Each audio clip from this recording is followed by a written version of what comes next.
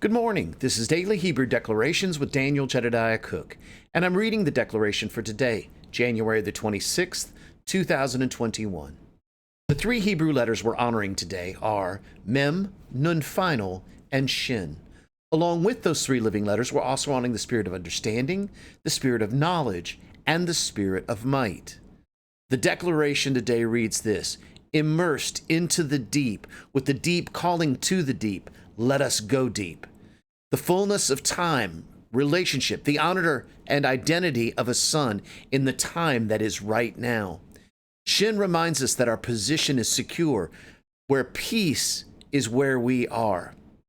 We become complete, lacking nothing.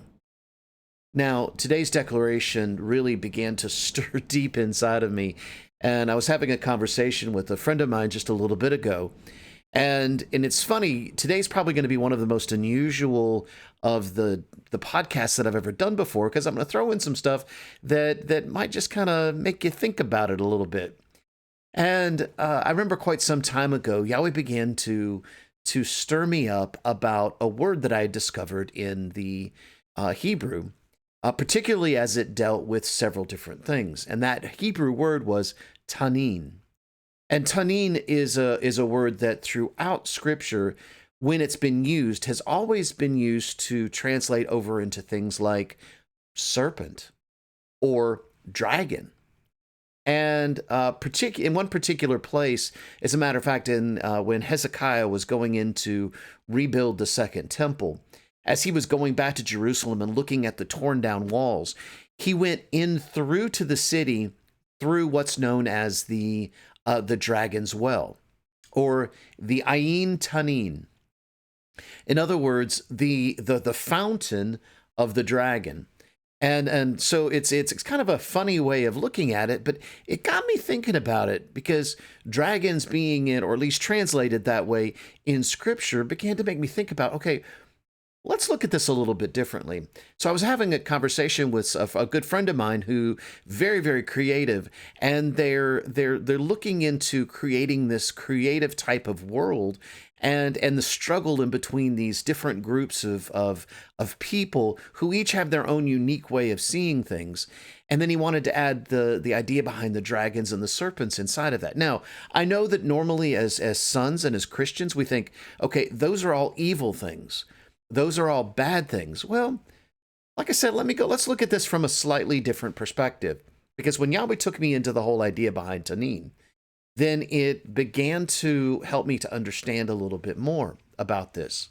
Now, believe it or not, all of this does have to do with every single bit of today's declaration and the three letters that we're honoring today. And I'm going to show you how in just a few minutes. But as I began to look at this, what I began to discover as I dug a little bit deeper is that any time that a dragon would show up in any kind of a story, and I've gone back and tried to look at several different places where dragons had been used. Generally, what had happened is that someone, something, or a group of people, didn't always have to be an individual, became so enthralled with their own selves. Let's say they had this massive amount of say, envy or jealousy, or they became prideful. They stood up. They were able to amass a great amount of wealth, and then become very, very selfish over that. Become very where they didn't want anybody else to be able to attack or take away of the treasure that they had. Not that they were using it, not that they were doing anything with it, other than it gave them the power of being able to control and do other things.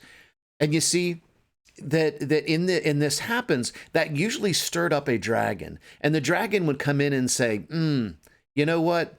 That it was almost as if that negative response, that sin, had called the dragon himself, and the dragon would come in, swoop in, and then destroy those people, and then take over the treasure, and once again be there to hoard and cover over the treasure. Wouldn't let anybody touch the treasure until one who approached and who knew and had already fought the battles that had been fought before. The battles of envy, the battles of jealousy, the battles of covetousness, the battles of greed and pride, and had won those battles in themselves first. And then they would approach the dragon. And that's why many times in dragon mythology, there are multiple heads, because it represented multiple things.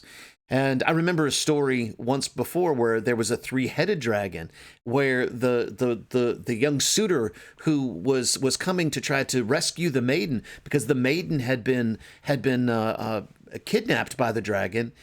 He had to kill each one of those, or slice off the head of each one of those three things, before the dragon would then release the young maiden to be able to become his wife. And so many times it could be with treasure, it could be with relationship. But you guys are beginning to see what I'm talking about?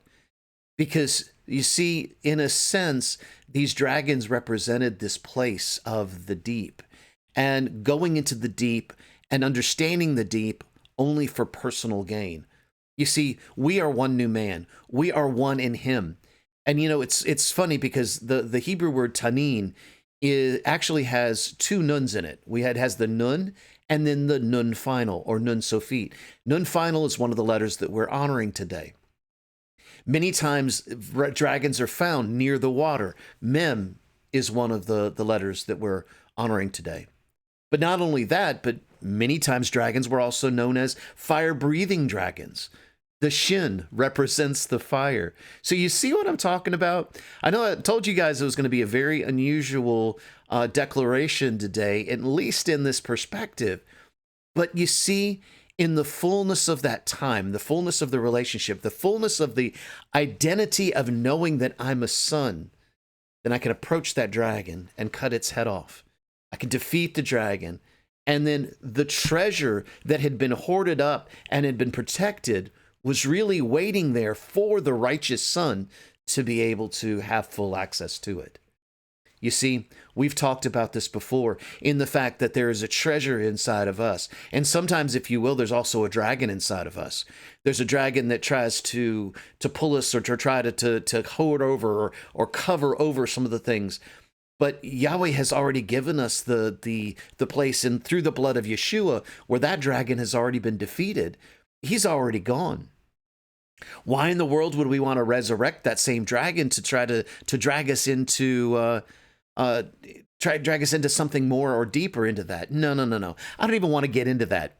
I want to get into the place of the fire, because you see, it's the fire and the breath of the fire, of the dragon, that I know seems to be one of those things that are trying to destroy. But what is it doing? It's burning up the flesh. It's burning up those things. It's destroying the ideas behind what has always meant to be inside of us. I don't know if that's making sense or not. Just let me say it like this. I know that Yahweh has made each one of us to be dragon slayers, and that in a sense, we are dragons over the treasure of Yahweh inside of us. You see, there are two ways that you can see a dragon. One is in the case of the one I just told you.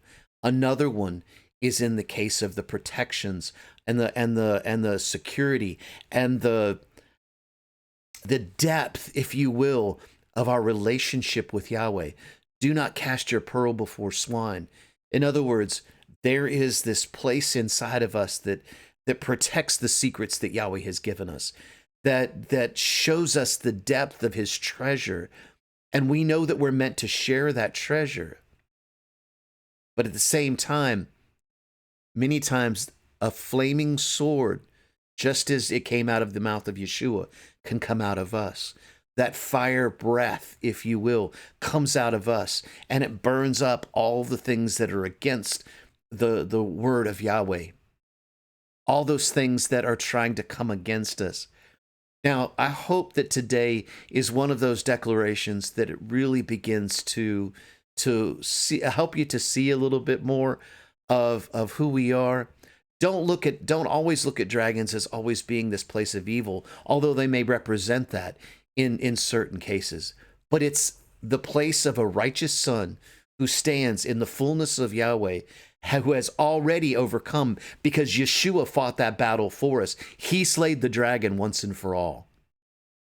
So we become complete, lacking nothing.